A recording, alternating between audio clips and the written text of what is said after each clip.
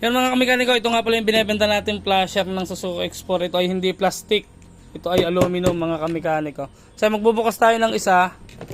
Papakita ko sa inyo yung loob para sa talaga siyang original. Mga rodyon. Yan, para talaga siyang original. Magbubukas tayo ng isa mga kamekaniko. Ano makikita nyo na para talaga siyang orig. Kasi ang orig talaga mga kamekaniko ay isa lang ang wire. Yan, parang ito. Yan, tingnan, pakita ko sa inyo. Yan, ganyan ang itsura niya. Oh. Isang wire lang. Yan, oh. Kasi nga naka-body ground. Yung original yan, oh. Tingnan niyo naman pag tinanggal natin yung loob, pakita ko sa inyo. Napakaganda. Bibili ba naman ako kung hindi maganda mga kamekaniko, di ba? Yan. Kasi kaya ko tinanggal, papalitan ko ng dalawang wire. Kasi ayoko nang naka-body ground. Ito ipapalit ko. Ha? Sa mga ayaw ng dalawang wire. Oh, di ito, wag niyo nang galawin. Oh. Ito kasi ano, naka-body ground lang 'yan. Ayun, oh. Para talaga siyang original, oh. 'Di ba? Oh.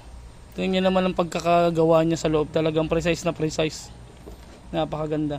Ngayon ang gagawin ko nga, papalitan ko siya ng socket, peanut bulb. Kasi ito, mahirap palitan din to. Tsaka mas mataas ang wattage nito. 10 watts. Yan o. Kaya yan, papalitan natin ng bombilya. Yan, lahat yung ganyan. Sa mga gustong umorder, gusto ko pakita sa inyo. Tapos mga kamekaniko, made to order. 7 days to order tayo mga kamekaniko. Kasi medyo matagal magbigay si supplier ng flasher. Ganyan lahat yan mga kamekaniko. Kaya anong nangyayari 7 days. Ayan. Doon nga pala sa magtatanong din ng ating binebentang upuan, yun, made to order yon. 7 days din to ship mga kamekaniko. Kasi akong gumagawa nung tinatabasan. Tapos bagong upuan. Yan o, ganito din yan o.